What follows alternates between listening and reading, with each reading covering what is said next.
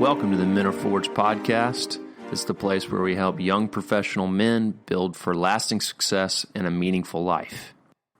I'm your host, Cartwright Morris. For more information on Men Are Forged, go to menareforged.com. That's menareforged.com. Thanks for listening. Before we get started, if you're a young professional male looking for guidance and direction in your career and life, please look me up at menareforged.com or calvertandassociates.com and schedule an appointment with me today. All right, today I'm going to be breaking down the Corey Hilton interview that I posted on Monday. That was September 20th.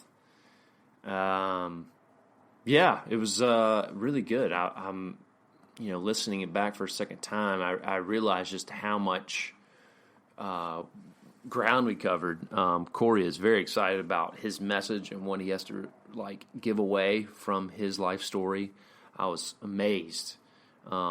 Just even the second time around, just listening again and how in touch he is with the story and how much he wants to really help others not make the same mistakes he did. And that's generally how he starts the episodes. He kind of gives his broad message of how to connect emotionally, how to really grow your self-worth on the inside and not have it so much connected to you on the outside. And that really leads into what his really lifelong profession was, starting from an early age, at age 17, which is illegal at the time, but he did it anyway in Canada, which is a male stripper. He also was into bodybuilding, which he really talked about later, how that was really led to such gratification working so hard to look a certain way. But the success he really saw through that was mainly in the nightlife and being a male dancer at parties and clubs. And and FYI, just on the side, he told me a couple wild stories of just the difference of that world in America versus Canada, and what they, definitely here in America, how we even have much more human rights in a lot of those areas and protecting people even in that world of working nightclubs. So, by minute 750, there was something that was really fascinating that really what kind of highlighted him really taking off in his career was affirmation from a male figure. And that was in an actual bodybuilding competition that he lost, but he had someone that he knew was good and he looked up to that really, it really influenced him. It was like, wow, I could be really good at this. That he really felt like that guy, and what's interesting, and this is I kind of brought up in the episode, but the guy affirmed really his hard work. He could tell that he had put in more work than the guy who actually won the competition, that he came the most prepared, most ready.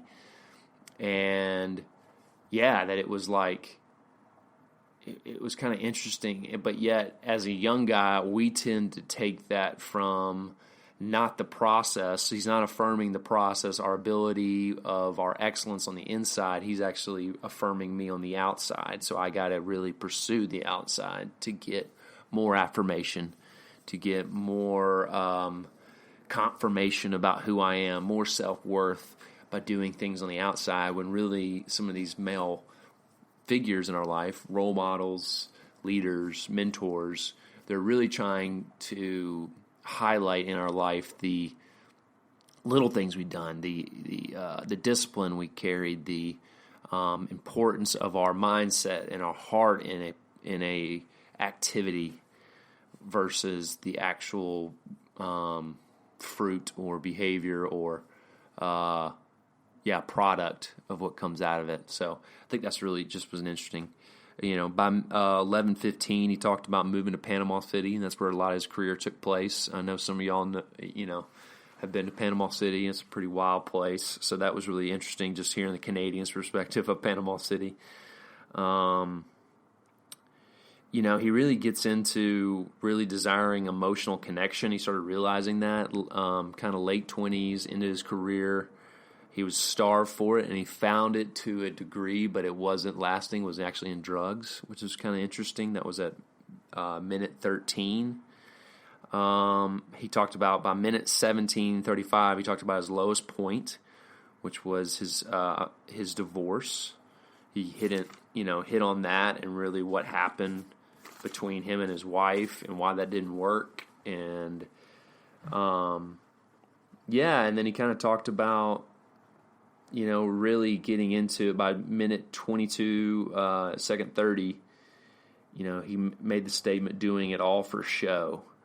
That really his whole life he kind of came to this revelation of like, man, I'm build up my body, the way I dress, the way I act in my job, my everyday life is just doing it all for show. It's all a production, and there is no real substance beyond that. And that was just a really powerful moment how he got to. And he talked about his ego by minute 23. Led him to never take ownership in his relationship. And that's really what happened in his marriage, that he never took ownership of any, because of his ego that was so built up through, his ability to look good, right? That it led to him only, thinking everybody else was the problem in the relationship. And so any kind of conflict led to him, playing the victim card, or he was never at fault, and which eventually led to probably the ultimate thing, which is, he mentioned that she cheated on him. And like, as someone like that, who's like, all women want me. That's my whole life is women are, pining for me, grabbing for me. And here my own wife ditches me for another man. And that's because he realized, like, because she was getting him the emotional connection from the other guy, and that she wasn't getting from him. That was just fascinating. He talked about in minute 32, he hit on that passion with discipline, how powerful that is, and how it, going back to that affirmation from a male figure, that's what he was affirming in him, the ability to be passionate about something, and that passion really doesn't have weight until it's met with discipline. When you have discipline and passion partner together, you could accomplish a lot of things. The one thing that I really would even want to kind of change, it was interesting that I just kind of wanted to address for everyone, talking about, I think it was minute 35, he hit on getting feedback from others. And it was interesting how he kind of came to this revelation of just not needing others, but he hit on in minute 35 getting feedback and how that was necessary. It was really interesting that I'd love to, one of the things I would like now looking back on the pushback, but he would go on to say how much it was valuable about his ex-wife getting feedback, people he learned from, his mom and dad, the values they instilled with them. But he talked about not needing, and I think what he was meaning, if I could kind of put kind of dive in, probably what I think he was trying to say was not depending on others for your self-worth or your identity, but actually getting it from yourself, and not constantly worried about what others are thinking, not worrying about what your self-worth is put into their eyes and their thoughts. So I would just kind of, that was one thing I was like, the way he worded it first, and then he kind of corrected himself later. And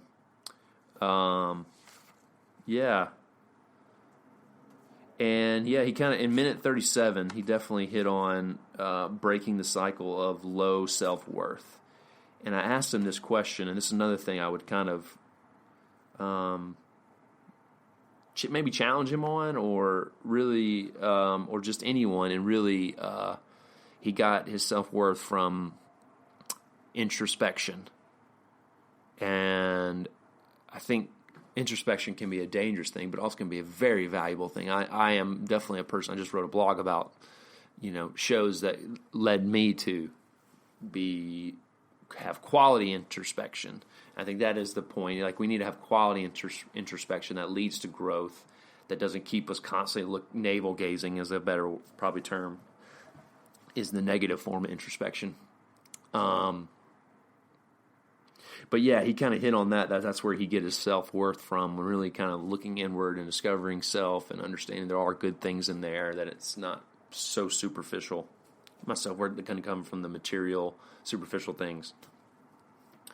So that was an interesting, he said. And really that my question when I asked that is, where do you get your self-worth? It's a beliefs question. As a Christian, I get my self-worth from Jesus, that my identity is rested solely in him and what he can do, how he made me, because he knows me better than I know myself, that I can find rest in that I'm not striving and working towards my self-worth. I think that's kind of the dangerous thing about introspection, that you can overdo that. Man, it's like, I don't feel worthy, or I don't feel good about myself, that I'm going to just then kind of dig down inward. And sometimes you just find the same old thing, which is interesting, and kind of went into meditation, I think meditation is a powerful thing if you're doing it the right way and filling your mind with the good things of God, the powerful things, like love, wisdom. But yeah, that would probably be a difference of opinion if we were talking. But anyway, at the end of the day, I just love Corey's story. I loved how excited he was for it. Wow, he wants to help other men do the same thing. That it is a very much a lot of ways a pandemic of just way men. We just become so superficial and focus on the outward and think that's where we're going to get love and affection and affirmation for who we are. And it's just not. It's not reality. That at the end of the day, we are relational beings. We need that connection, emotional connection. If we're not aware of ourself, actually our inner self, our soul, our being, our emotions, then we'll never find that if we're constantly focused on the outward appearance. So at the end of the day, I think that's his message, and it was really, really powerful. And I was just, amazed. And he was talking, and that was one of the things I would give myself feedback in, is I did a poor job of preparing Corey for the interview. He's kind of finishing up writing his book right now, and he's got a great story. And I wish I kind of prepared him better with more and questions before the interview. But at the end of the day, it was a great interview because he was just, he was excited about the message. He had some good stories. He had lived a lot of life. And the message very much relates to men in their 20s and 30s, trying to figure out who we are and what are we leaning into to find our self-worth. Are we doing it on the outside? Are we doing it about the things on the inside, the things that matter, the things that actually women do actually connect with, the things that really make us a great employee and a great leader, that makes us a great friend, makes us a valuable person in the family, makes us a great husband, makes us a great father, I think we've all been scarred by the men that are so outwardly focused, but yet for some reason we continue to look towards being that type of person.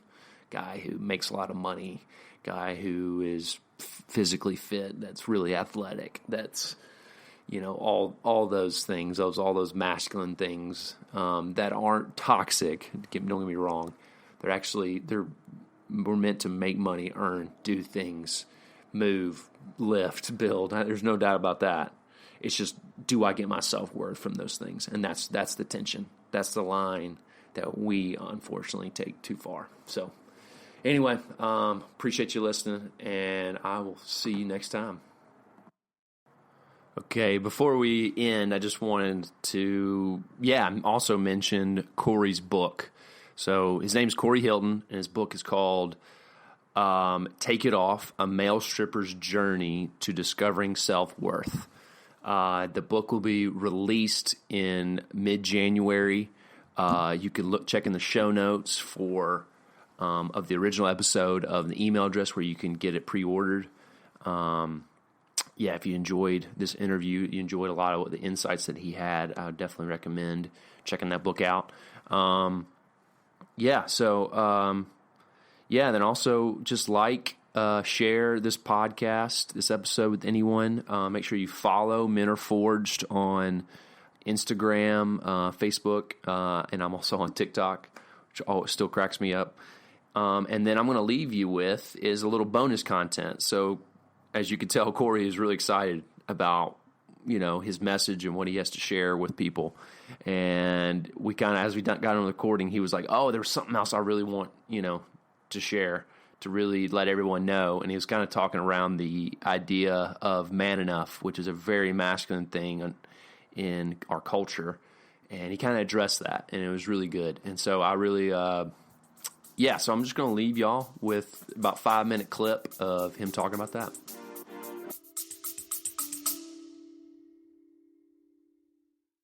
Today's episode is brought to you by Thrive Marriage Lab. If you want your marriage to thrive, this is a great opportunity to you, because strong marriages are the bedrock of strong churches, organization, families, and community. This is a 12-month pathway for any of you that are looking to really have weekly engagement with experienced marriage counselors, not just one, but many. So go to restory.life/thrive to get on the waiting list for this great program that starts in April. That's restory.life/thrive. And make sure you put the word Forge in the promo code to receive a discount on your monthly fee. Now, back to the episode.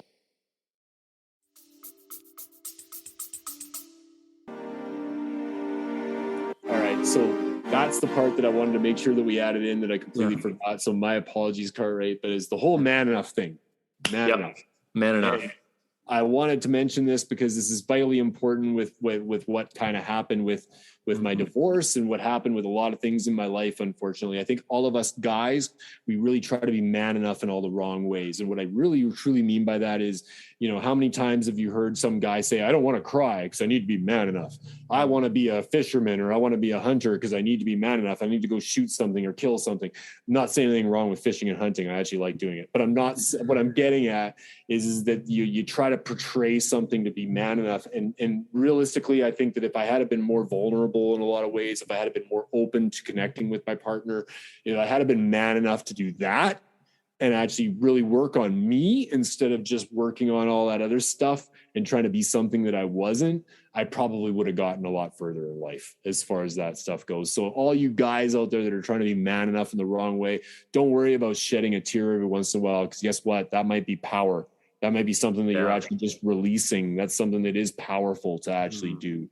And I, admittedly went through some situations where when things didn't work out the right way, I broke down in a way that I never should have. I was really way too much emotionally distraught in my own way, because again, I was trying to be man enough in all the wrong ways. And if I had just been more connected, I probably wouldn't have been as emotionally distraught going through some breakups or failures or whatever it was, because I would have been able to admit to the things that are really truly inside of me and address those things. Yeah. So, what's the real definition of man enough, right? Right. Yeah. Yeah. I mean, and that's a great point, because it's like when we actually do those things to connect and be vulnerable, we actually find more fulfillment in being the man who we were created to be, right? The man who we want to be. It's really funny because it's just a little bit, for lack of a better term, ass backwards, right? We just think about these masculine things that were defined by some guy in our life or somebody on TV. Yeah. And we try to live that out and like completely miss who we are. Yeah. And I think it all starts early. Like, it's sort of like you're trying to make an impression on the girl that you like in school. Yeah. Oh yeah. I love this girl. This girl's like so hot. I really want to meet her. I got to do something to get her attention. I can't be myself. I got to be something else to get her. And I did that, right? And it's like, even did that even just a few years ago, trying to be something that I wasn't, trying to impress somebody. And it doesn't, I think sometimes if you're really look, I haven't done this, but I'm just saying, like, if I was standing in an elevator with some really good looking girl, and it was just her and I was like, oh my God, I really want to meet this girl. I really want to talk to her. I don't know what to say. Probably the best thing that I could possibly say, being man enough in that situation, would probably be just to turn around and say, I really just don't know what to say right now, but I really want to say something to you, because I find you really attractive, but I just don't know what to say. So I guess I'll just say, my name's Corey. Mm-hmm. Just being honest, being real, and again, that's attractive. Like, if somebody does that to you and you're on the other side, they're the female's coming to you and basically being honest instead of trying to be something that they're not. Right. And if some girl came up to me and said, hey, you know what? I find you really attractive. I don't know what to say, but I just really do find you attractive. I'd like to get to know you better. I'd be like, wow, that's new. Yeah. Yeah. That's new. All right. You know? So define man enough, you know, and that's just something I wanted to add that I kind of forgot there, because it is important. And to me, since I've kind of gotten to that okay with who I am thing, and actually like loving myself. And when I look in the mirror, and I know that's kind of I guess you could say like a typical thing that people say, you have to love yourself to love somebody else, but there is an element of it that truly is real, you know, right. and if you're trying to be somebody that you're not, I did all that for a lot of years on the stage, and it was great while you're on the stage. When you're off the stage, it's only, you know, it's only so much of that stuff, right? And unless you want to do a show for your girl on the side or something like that, that's you know, I'm just saying, like, you know, when it comes to the reality of being at home and you're actually like in the home life, and, you know, take that time, you know, like to understand your partner, take that time to, you know, pay attention. Cause again, if you're taking them for granted, if you're taking your lifestyle for granted, you're not giving that person a kiss on the neck when you walk by them for no reason. Well, you know, eventually animosity is going to end up building up, and somebody's going to end up wanting to move in a different direction, right? That's why the 7-year itch started in the first place a long time ago, right? People grow in different paces. And I firmly believe now that if I would have maybe checked in with my partner maybe once every month or a couple months and said, hey, how are we doing? How are we doing? Like if we're not doing that good, be honest. And if it's not going the right direction, like what can we do to make it right? Not what can I do or you do, but what can we do? You know, what can we work together on? Right. And again, like when you're so consumed and self-absorbed in your own egotistical mindset, and it's not saying egotistical in a bad way. We all have ego in our own ways, but sometimes we just get so consumed with the stuff that's in our own mind and thinking that everybody just sees life through our own lens. And no, not everybody sees life through your own lens. I don't agree with a lot of people out there, but I respect their perception, right? Yeah. Like I've lived a completely different life than you have. You may have, you know, a completely different perception on certain subjects out there. And even if we disagree, I can still respect your perception. Yeah, you know? And absolutely. I think we're lacking that in the world these days. I really believe exposure is such a valuable thing when it comes to growth. Just exposing yourself to different perspective, experiences, people. Yeah, you know, you don't have. Yeah, if for some reason there's been along the way of like if I experience something different than what my normal is, that'll be harmful to me. And I don't know where that gets connected. Maybe that's a survival mechanism. It is, yeah. But really deep down, we're keeping ourselves from growing by doing that. Not everybody thinks like you, you know, and not everybody thinks like me, and that's okay. That's what makes the world go round. Yeah. You know, but like, I really came to realize that in this last little while that, you know, I can learn from other people's perspectives. And if I was to live in the same town, drinking the same drink at the same bar with the same people for the rest of my life, I'm putting myself into that same lens as everybody else goes, and I'm not growing. But by jumping and getting out there in the world and taking uncomfortable action and meeting new people and doing all those things, you get other people's perspectives on things that you can take into your own life. Some you might not agree with, but you can learn. Yeah. You know? I just think that in this world of social media now, people take things so like, oh my God, you said that. And they take it out of context, and all of a sudden it's like, oh, I can't believe that this person even thinks that, and unfollow.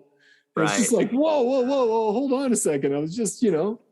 Judgment over curiosity is generally our culture's getting to, versus saying, understanding the context, figuring out, really understanding where they're coming from and all that. But judgment is usually our go-to, right away.